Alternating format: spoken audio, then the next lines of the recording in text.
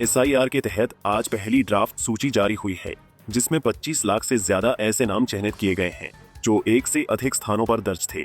मुख्य निर्वाचन अधिकारी यूपी नवदीप रिन्वा ने बताया कि एसआईआर के जरिए पता चला है कि प्रदेश में 12 करोड़ 55 लाख से ज्यादा वोटर हैं।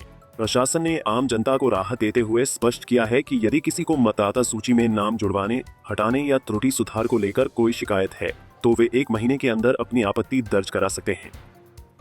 उत्तर प्रदेश में कांग्रेस सांसद इमरान मसूद ने प्रदेश की सभी सीटों पर चुनाव लड़ने का दावा कर दिया है, जिसके बाद 2027 चुनाव से पहले कांग्रेस और सपा गठबंधन को लेकर कई कयास लगने शुरू हो गए हैं। इस बीच पार्टी के वरिष्ठ नेता और राज्यसभा सांसद प्रमोद तिवारी का बड़ा बयान सामने आया है। उन्होंने कहा कि प्रदेश में वोटों का बंटवारा नहीं होना चाहिए। कांग्रेस सांसद प्रमोद तिवारी ने कहा कि इसे लेकर नेतृत्व जो फैसला लेगा वही होगा, लेकिन अगर मुझसे जब पूछा जाएगा तो मैं ये राय दूंगा कि कांग्रेस और समाजवादी पार्टी को मिलकर चुनाव लड़ना चाहिए। चुनाव आयोग ने क्रिकेटर मोहम्मद शमी को नोटिस भेजा है। मीडिया रिपोर्ट्स के अनुसार शमी और उनके भाई मोहम्मद कैफ के एसआईआर फॉर्म में गड़बड़ियां मिली हैं, इसलिए दोनों को बुलाया गया है। हालांकि शमी या चुनाव आयोग की ओर से अभी तक इस पर कोई बयान नहीं आया है। रिपोर्ट्स के अनुसार शमी के एन्यूमरेशन फॉर्म में प्रोजेनी मैपिंग और सेल्फ मैपिंग से जुड़ी गड़बड़ियां मिली हैं।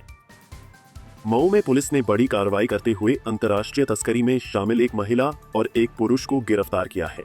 आरोपियों के पास से 18 किलो हीरोइन बरामद हुई, जिसकी अंतर्राष्ट्रीय बाजार में कीमत करीब 9 करोड़ रुपए आंकी गई है। महिला पश्चिम बंगाल और पुरुष मुरादाबाद का निवासी है, जो नेपाल से हीरोइन लेकर मऊ के रास्ते उत्तराखंड जा रहे थे।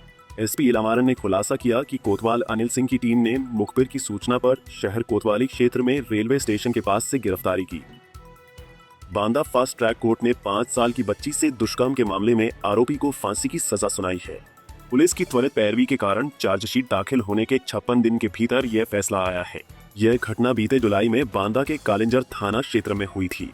बता दें कि अमित नामक आरोपी ने 5 साल की मासूम को 10 रुपए की टॉफी दिलाने के बहाने बुलाया और उसके साथ दुष्कर्म किया।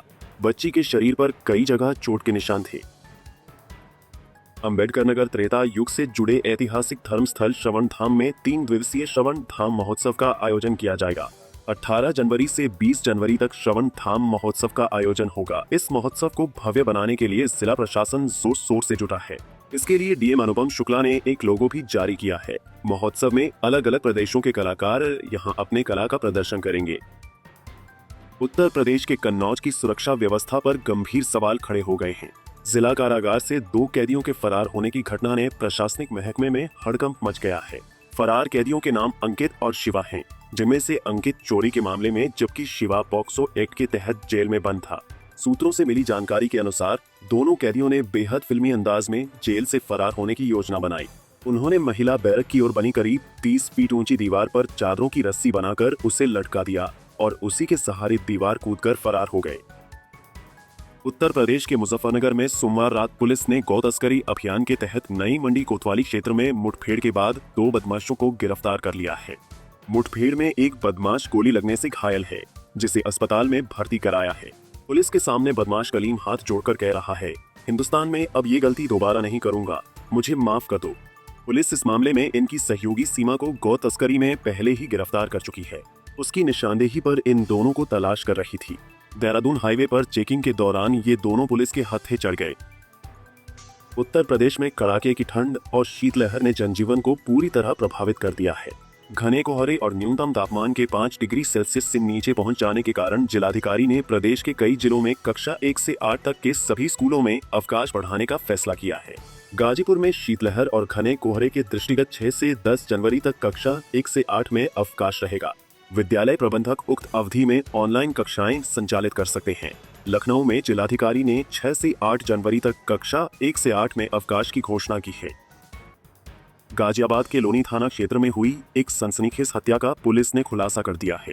चिरौड़ी गांव के पास मिले युवक के शव के मामले में जांच के बाद सामने आया है कि आकाश की हत्या उसके अपने ही दोस्तों ने की थी। ये वारदात शराब पीने के दौरान हुए विवाद के बाद अंजाम दी गई। आकाश अपने चचेरे भाई बादल और उसके दोस्त चिंटू के साथ शराब पी रहा था। इसी दौरान किसी बात को लेकर तीनों के बीच कहासुनी हो गई। विवाद इतना बढ़ गया कि गुस्से में आकर बादल और चिंटू ने मिलकर आकाश का गला घोंट दिया, जिससे उसकी मौके पर ही मौत हो गई। हत्या के बाद दोनों आरोपी शव को चिरौड़ी गांव के पास फेंक कर फरार हो गए।